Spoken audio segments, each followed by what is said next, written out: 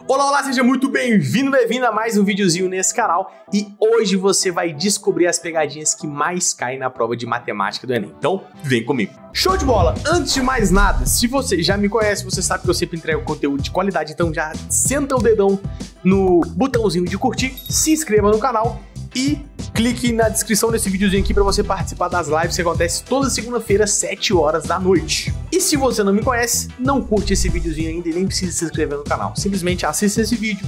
Se esse vídeo agregar conteúdo e mudar a sua mentalidade, de acrescentar um conhecimento a mais, aí sim você curte esse videozinho, beleza? Antes de mais nada, o que acontece? É normal muitos pré-vestibulandos caírem nas pegadinhas do Enem. E na prova de matemática eu sinto que é o que mais tem. Eu era um cara que sempre caía nas pegadinhas. Parecia que, tipo assim, eu era...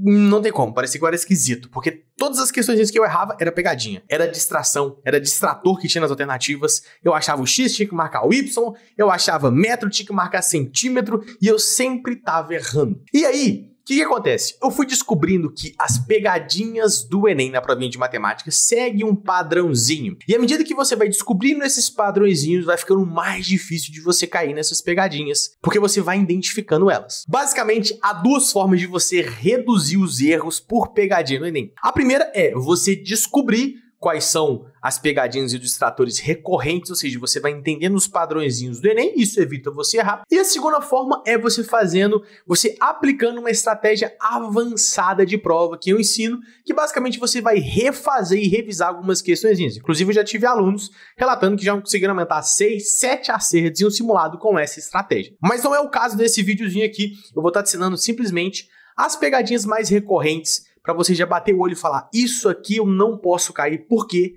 é muito recorrente no Enem. E essas pegadinhas normalmente diminuem muito nossa nota pela TRI, Teoria de Resposta ao Item, porque normalmente são questõezinhas fáceis, mas tem uma pegadinha bobo, algum distrator que simplesmente faz você errar. Então é o seguinte, eu vou colocar 3 questõezinhas aqui. Eu vou colocar a questão, eu não vou pausar o vídeo, obviamente, mas eu aconselho fortemente que você pause o vídeo e tente resolver essas questões. Por quê? Se você vê eu resolvendo, simplesmente você vai falar, é claro que eu iria fazer isso. Mas, quando você resolve e você erra, você fala, eu não acredito que eu errei isso. Então, o que eu aconselho? Você fazer a questãozinha, porque na hora que eu fizer, depois que você fizer, você vai fixar mais esse conteúdo, você vai memorizar, você vai decorar mais esse tipo de pegadinha. Você vai falar, cara, isso aqui eu não caio mais. Porque algumas coisas acontecem na repetição. Você cai uma vez, 2, 3, anota, verifica, entende e aí depois você não cai mais nessas pegadinhas, beleza? Então eu vou colocar 3 questõezinhas, inclusive dessas questões em lives. Teve questões aqui que 90% das pessoas erraram e são questões fáceis, de raciocínio fáceis, beleza? Então, vem comigo.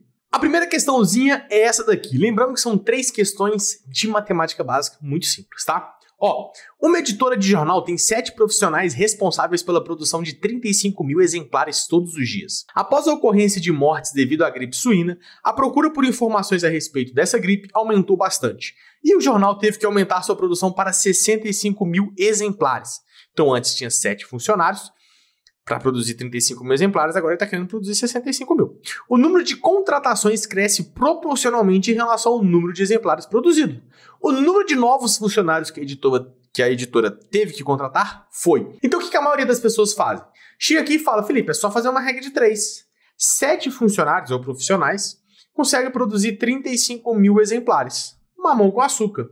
E aí, eu quero produzir agora 65 mil exemplares. E aí, quantos funcionários que eu preciso? Eu vou fazer uma regra de 3, vai ficar 7 vezes 65 mil é igual a 35 mil vezes x. Já começa uma coisinha simples aqui, que já é uma recomendação forte, uma instrução, é para você saber fazer essas continhas um pouquinho mais rápido. Então a gente pode cortar esses 3 zeros aqui, que basicamente eu dividi por 1000 dos dois lados. Vou dividir por 7 dos dois lados. Quando eu divido 7 por 7 dá 1, e quando eu divido 35 por 7 dá 5. Então vai ficar 65, simplificando, é igual a 5x. Se eu passar o 5 dividindo, vai ficar 13 é igual a x. Muitas pessoas já acham isso aqui e bum, já vai lá correndo e marca a resposta letra D. Se não me engano, quando eu coloquei isso aqui, 60% das pessoas erraram em uma live, tá? E qual que é o ponto? A resposta não é letra D. Por quê? Ele está pedindo o número de novos funcionários que a editora teve que contratar. Então, o número de novos funcionários vai ser o quê? Vai ser 13 menos 7. Ele precisa de 13, só que ele já tem 7, o que dá um total aqui de 6 novos funcionários, o que dá a alternativa de letra B. Então, a dica é muito simples. Todo exercício que você fizer, você tem que fazer o exercício e voltar, assim que você achar o valor da incógnita, por exemplo, e voltar no enunciado da questão sempre. Você vai fazer isso aqui em 3 segundos. Você lê essa frase de novo, o número de novos funcionários que a editora teve que contratar, e verifica se o X é isso. Nesse caso, o X não era isso. O X era o total, então a gente teria que, no caso, que subtrair, beleza? Então bora para a segunda questãozinha que tem uma pegadinha que a maioria das pessoas erra. Então vamos lá, lê aqui comigo. O salário mínimo, menor salário que um trabalhador pode receber, é estabelecido por lei e reavaliado todos os anos com base no custo de vida da população. A tabela apresenta uma série histórica do salário mínimo do Brasil. Parará. Que número inteiro representa o valor mais aproximado do aumento sofrido pelo salário mínimo de 1994 a 2008 em pontos percentuais? Perceba que ele está falando assim, ó, o aumento sofrido de 1994 para 2008, ou seja, de R$70 para 415. Qual foi o aumento que eu tive? Tem várias formas de fazer essa questão aqui, formas mais rápidas do que outras, mas vamos entender quais são as pegadinhas. Na verdade, qual é a pegadinha, né? Normalmente o aluno faz isso aqui, ó, ele coloca R$70 é meu 100%, né? Eu quero saber quanto que eu aumentei aqui, então eu vou colocar o quê? 415 aqui é igual a X. Na hora que a gente faz essa continha, 70x é igual a 41.500, eu já vou resolver aqui, ó, vou cortar. O meu X aqui, ele vai dar 598, tá? Eu já estou simplificando as continhas aqui, 593, perdão. Já estou colocando, já colei aqui.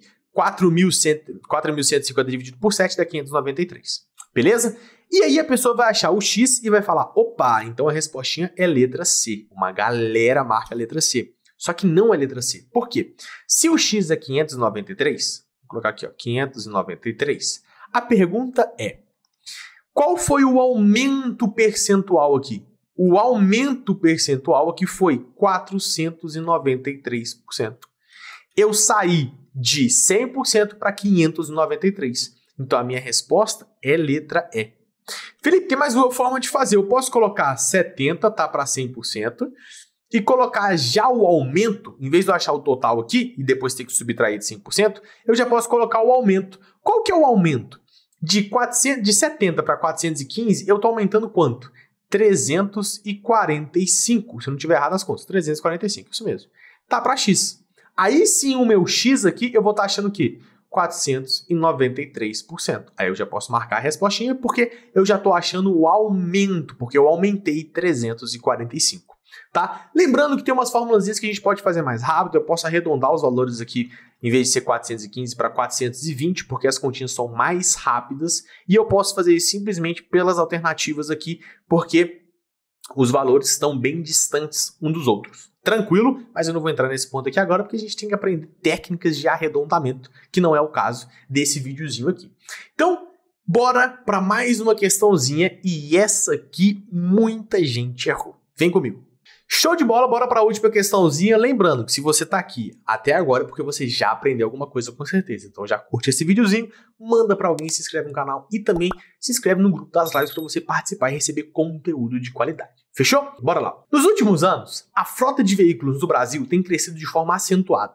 Observando o gráfico, é possível verificar a variação do número de veículos, carros, motocicletas e caminhões no período de 2000 a 2010. Te dá um gráfico.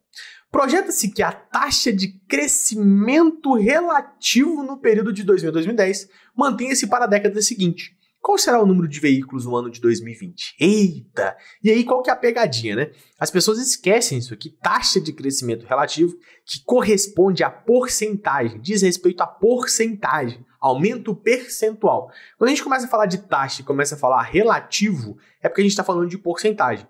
E as pessoas ignoram isso. E fala o seguinte, então daqui para cá, Felipe, eu aumentei 36 milhões. Se vai continuar aumentando na mesma proporção, eu vou aumentar 36 aqui de novo. Então esse cara aqui vai dar 108. 102, perdão, o que dá a alternativa letra B para mim. Só que aí você caiu na pegadinha igual trouxa. Por quê? Porque a gente tem que ver o aumento percentual. Então, ó, veja, daqui para cá, qual foi o meu aumento percentual? Ou seja, a taxa de crescimento relativo. Eu vou fazer o seguinte, ó, 30, vou fazer pequenininho aqui, 30 é meu 100%, 66 tá para x. Vou multiplicar cruzado aqui, vai ficar 30x é igual a 66 vezes 100. Posso cortar aqui, vou passar o 3 dividindo, o meu x dá 220. Legal, Felipe, então você está falando aqui, ó, 220. Então eu tive um aumento aqui de quanto? Eu tive um aumento de 120%. Daqui para cá, eu aumentei 120%. Beleza? O que é aumentar 100%? Eu aumentar mais 30 milhões. 120% eu aumentar, no caso aqui, 36 milhões. Só que então, o que eu vou ter que fazer? Eu vou replicar essa conta aqui, agora daqui para o próximo. Por quê? Eu quero aumentar mais 120%. Então eu vou chegar aqui e vou fazer o seguinte, vou fazer uma outra regrinha de 3. 66 agora é o meu novo 100%. Agora eu vou considerar esse cara aqui como se fosse o 100%. Beleza? Eu quero saber o 220%. Felipe, mas por que você não coloca, por exemplo, o 120% que você achou aqui? O 120% é o aumento. Então lembra, se eu quero saber o valor total, eu tenho que somar o valor inicial mais o aumento. Faz sentido? Então eu já vou colocar o 220% aqui, porque eu já acho o valor final com tudo. Não vou ter que somar o aumento com o valor inicial. Então eu já vou colocar aqui e vou colocar x. Na hora que eu faço essa continha, vai ficar 66 vezes 220 é igual a 100x. Posso cortar esse zero com esse carinha aqui. Esse carinha aqui vai dar 66 vezes 22, vai dar 1452 é igual a 10x. Felipe, como é que você sabe? Eu roubei, tá? Então vai ficar o quê? Eu vou passar o 10 dividindo, vai ficar 145,2 é igual a x. O que dá alternativa letra E de é isso aí. E aí é o seguinte, eu trouxe aqui as 3 pegadinhas que a maioria das pessoas erram, só que o Enem é cheio de pegadinhas e tem muito mais. É por isso que é importante você entender os padrões do Enem para você nunca mais errar essas coisinhas. E eu sempre falo, aprender matemática é totalmente diferente de aprender a fazer a prova de matemática do Enem. Tem muitas pessoas que sabem matemática, mas vão errar todas essas questõees porque não entendeu os padrõezinhos do Enem ainda. Então você tem que entender os padrõezinhos do Enem. Isso é muito mais importante até mesmo que o próprio conteúdo em si. Show de bola, espero que você tenha gostado. Continue me acompanhando. É nóis, beijo do careca.